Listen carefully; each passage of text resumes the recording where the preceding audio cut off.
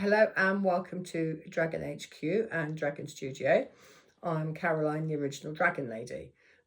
In this video, I'm going to be talking a bit about grounding. So I'm assuming that you're on your spiritual path and you know a bit about grounding. So activating the root chakra, taking that down through the floor, down through the earth, into your Earth Star chakra, and anchoring it down as deeply as you can into Gaia. Now, what I've come to understand over the years of doing this work, I've been doing this work for about 30 years or more, is that there are many words that mean grounding and all have sort of variations of it, but they all come back to the same thing. So you've got grounding, anchored, tethered. All of those things mean the same thing. You're anchoring into Gaia, you're anchoring into the earth.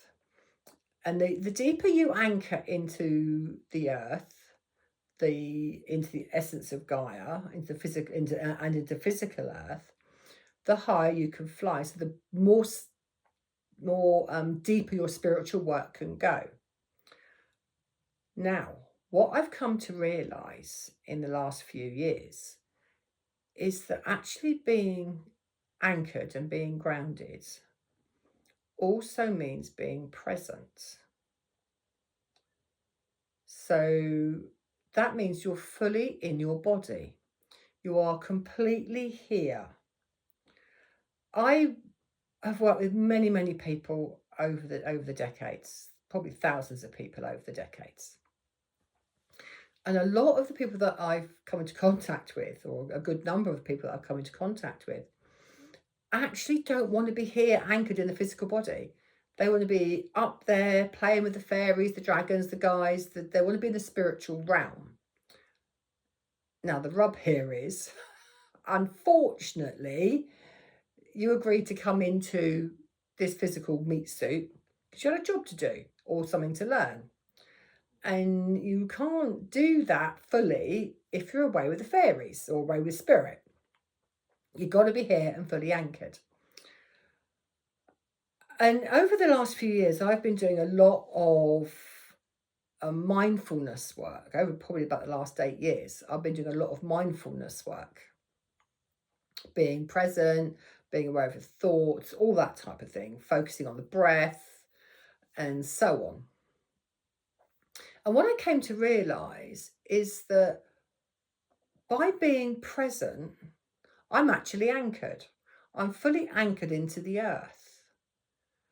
And the other thing that I came to understand is that when you're here, and the dragons gave me a head-heart meditation, it's actually available on my website, that brings you into being present. And that in turn anchors you.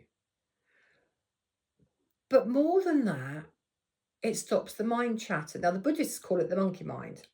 So if ever you've tried to meditate, and I'm sure many of you have, with varying degrees of success, I bet the one thing that disturbs you, I will guarantee the one thing that disturbs you 99.9% of the time, is your thoughts get in the way. And that's because we're designed to think. We think we're designed to think. Now, if you were to take away the thoughts, that constant monkey mind, your meditation practice would be a gazillion times better. Your sleep would be better. Your stress levels would be better. Your mental health would be better. Your whole hormones would be better. If you have hormone problems, that would calm down too. But also your spirit connection would be so much better. Whether it's guides, dragons, fairies, whatever.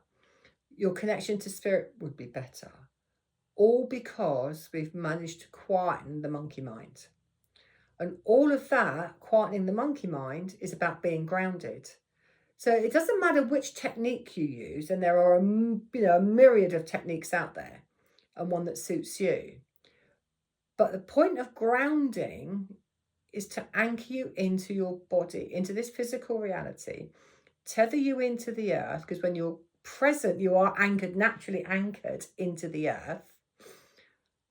And your whole spiritual practice will take a leap forward. I am going to be doing a mini series on my website about grounding and anchoring and being present and all that type of thing. So do keep an eye on my newsletter, my website if you want to know more.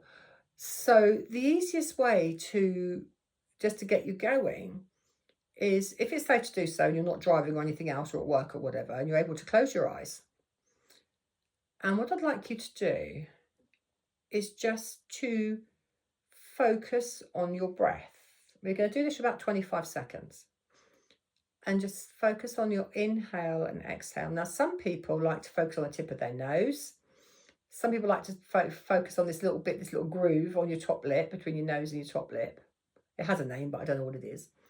And other people like to follow the inhale and the exhale out of the body. Doesn't matter which technique you use. But what I'd like you to do for the next 25 seconds or so is to just watch your breath, follow your breath, the inhale and the exhale, and see what happens. So when you're ready, close your eyes and just follow your breath. Inhaling, exhaling.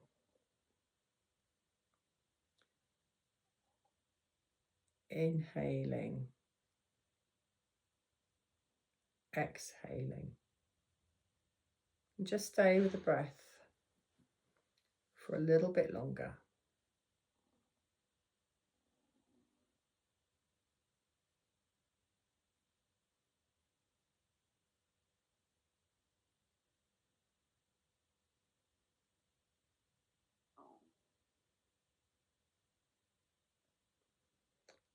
And then when you're ready, just open your eyes. Now, what happened? Did your mind suddenly go into overdrive? Did it start shouting in all different directions? Welcome to the ego mind, because it thinks its job is to be controlling everything. And suddenly, when you ask it to be quiet, it goes, oh no, I haven't got a job anymore. Oh, I can't do this. No, you can't. No, we can't do this. This isn't right. You've got to be doing. It's why the dragons call us human doings rather than human beings, because we are never being anything, least of all quiet and still. So that's just a little taster of how the mind controls us. And we don't realize the mind controls us because it happens so unconsciously. So what I'd suggest is, for the next week or so, is just set your phone on a timer for about 3 minutes and practice that inhale and exhale and allowing the mind to quieten.